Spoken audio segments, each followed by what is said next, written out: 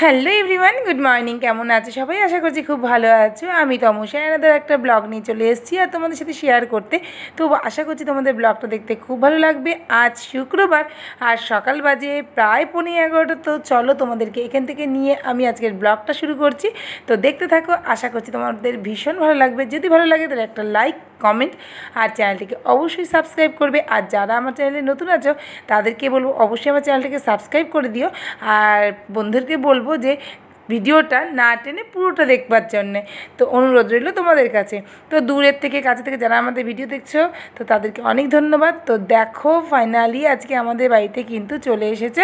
তোমার কোথা থেকে বলো তো, প্যানাসোনিক কোম্পানি থেকে লোক পাঠিয়েছে সার্ভিসিংয়ের জন্যে। তো এইটা আমাদের মানে ইনস্টল করবার পরে এই 3 নম্বর সার্ভিসিং চলছে। তো যাই হোক, এই মে মাস আসলে মানে 1 বছর কমপ্লিট হয়ে যাবে। মে মাসের 29 তারিখে 1 বছর কমপ্লিট হবে। তো তার আগে একটা সার্ভিসিং ইনকমপ্লিট ছিল বলে আমরা কিন্তু সার্ভিসিংটাকে অনেকবার কল লকেট করে করে তারপরে কিন্তু লোক পাঠিয়েছে। খুব মানে জ্বালাতন করছিল, আসছিলই না। তো যাই হোক, দেখো এরকম মানে এই গরমে সবার বাড়িতে কম বেশি এসি চলে আর এসিতে প্রচুর নোংরা পড়ে। তো ফিল্টারগুলোকে ঠিকঠাকভাবে পরিষ্কার করছে দেখো আমাদের দাদাটা, কারণ হাজব্যান্ড পারতো কিন্তু যেহেতু এটা সার্ভিসিং রয়েছে এখনও পর্যন্ত, সেই জন্যে দেখো ফিল্টারগুলো কীভাবে পরিষ্কার করছে। একটা মগের মধ্যে শ্যাম্পু নিয়ে নিয়েছিল আর ব্রাশ দিয়ে মানে দাঁত মাজার যে ব্রাশ আছে আগে ফিল্টারগুলোকে খুলে নিয়েছে, তো ওগুলো শ্যাম্পু দিয়েই ধোবে। তো দেখো এই যে পরিষ্কার করছে। আর এদিকে আদিবাবু খুব এক্সাইটেড, ওই কিন্তু আজকে মানে এই ভিডিওটা শ্যুট করছিল, বলছিল কি মা আমি একটুখানি করবো, তার জন্য দেখো ওই করেছে। তো মনে হলো ভিডিওটা ঠিকঠাকই শ্যুট করেছে। তো বন্ধুরা তোমাদের অনেকেরই প্রয়োজন, অনেকেরই বাড়িতে এসি আছে আর অনেকেরই কিন্তু প্রয়োজন হবে। তো সেই জন্যই কিন্তু আমি এই মানে ভিডিওটা তুলেছি, কারণ এর পরের সার্ভিসিংগুলো তোমাদের দাদাভাই নিজেই করবে। তো যেমন আমার চিমনি আছে, পপুলার চিমনি, তো চিমনিটাও কিন্তু কোনো দিনের মানে বাইরের থেকে লোক দিয়ে কিন্তু আমাদের সার্ভিসিং করানো হয় না, সবসময় তোমাদের দাদাভাই করে। তো যাই হোক, এই দেখো এই দাদাটা কিন্তু খুব ভালোভাবে কাজ করছে। তবে বলবো না মানে মিথ্যে কথা, এর আগেও যে দুজন দাদা এসেছিলো তারাও কিন্তু সার্ভিসিংটা দারুণভাবে করেছিল। আর দেখো কী সুন্দর পরিষ্কার করছে। আর যদিও তোমাদের দাদাভাইও মাঝে মাঝে এই ব্লেডটাকে খুলে হালকা কটন দিয়ে পরিষ্কার করে, কিন্তু ফিল্টারগুলো এখনও পর্যন্ত একবারও খোলা হয়নি। তো জানি না এরপরের মানে সার্ভিসিংগুলো তোমাদের দাদাকেই করতে হবে। আর তারপরে দেখো এদিকে রান্না বসিয়ে দিয়েছি, একদিকে ইলিশ মাছ ভাপা করছি আর একদিকে কাতলা মাছ কালিয়া করছি। আজকে কিন্তু 2 রকমই মাছ করব, কারণ কি না বলো তো, আজকে হাজব্যান্ড বাড়িতে রয়েছে তার জন্য। তো হাজব্যান্ড বাড়িতে থাকলে একটু অন্যরকম খাওয়া দাওয়া তো হয়ই। তো দেখো রান্নার পর্বটা শেষ করে নিলাম। আর এখন কি করছি বলো তো, পুজো দিতে চলে এসেছি।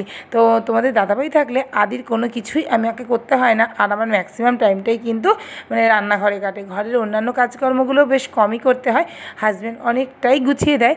তো দেখো আমার কিন্তু রান্নাবান্না কমপ্লিট হয়ে গেছে আর এখন আমি পুজো দিতে চলে এসেছি। তো কি বলো তো বন্ধুরা, আমার তো সেরকম কোনো রিং লাইট বা কোনো স্ট্যান্ড নেই। একটা হ্যান্ড স্ট্যান্ড ছিল, তাও সেটা লগবগে মাঝে মধ্যে দাঁড়ায় না, ওটা পড়ে যায়। তো যাই হোক, একটা জায়গায় রেখে আজকে মানে ঢাকা দিয়ে এক জায়গায় রেখেছি আর তারপরে কিন্তু ভিডিওটা শ্যুট করছি। তো দেখো গোপালকেও পুজো দেওয়া হয়ে গেছে। এই সোনাটাকে তো সকালবেলা অনেক সকালে আজকে তুলে দিয়েছিলাম।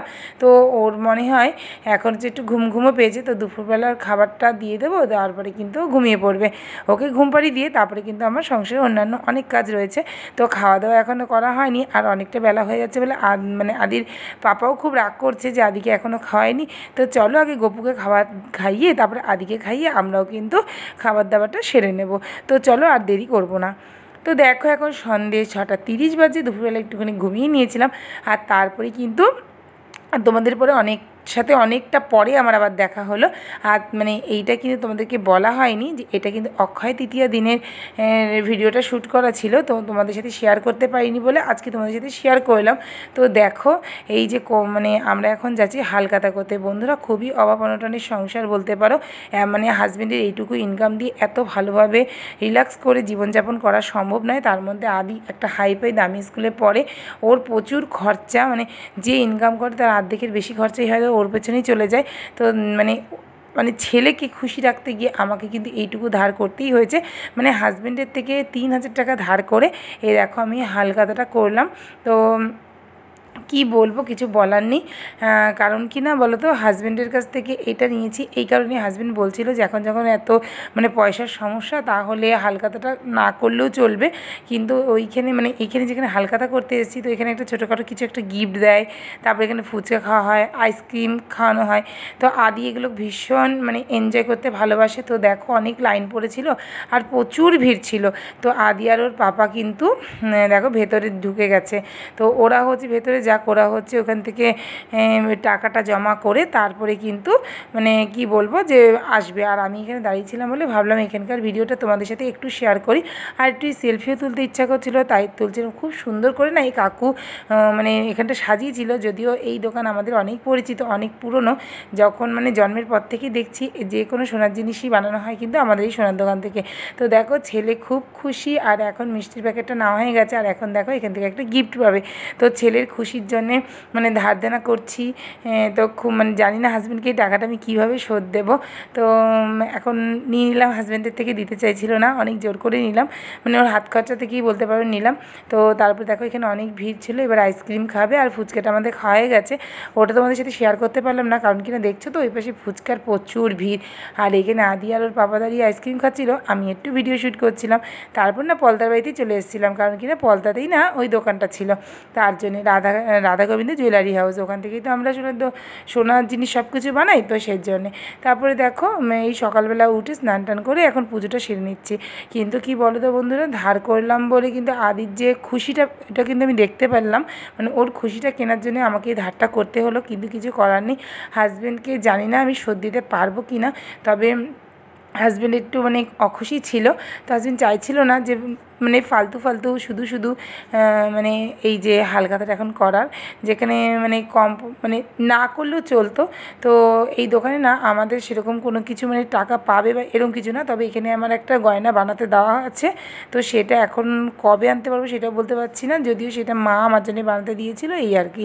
তোমাদের তো বলেছিলাম আমি শুক্রবারে বাড়ির থেকে মানে বাড়িতে না আসি, মানে ইচ্ছাপুরের বাড়িতে না আসি, আমি পলতার বাড়িতে চলে গেছিলাম, আর এটা কিন্তু শনিবারের বিকেল। তো আদিকে নিয়ে চলে গিয়েছিলাম কোথায় বলো তো, ও চশমার দোকানে চশমা দেখাতে, মানে চোখ দেখাতে। তো যাই হোক এখন ওকে চোখ দেখাতে নিয়ে এসেছি, আর ওর চোখের খুবই সমস্যা রয়েছে বন্ধুরা, কি বলবো, খুব দাগ করে ওর চোখের পাওয়ার বেড়ে যাচ্ছে। এত পাওয়ার কেন হয়েছে আমি বুঝতে পারছি না, তবে ডাক্তার বলেছে এরপরে পাওয়ার বাড়লে কিন্তু চোখের মানে অনেক বড় সমস্যা হয়ে যাবে।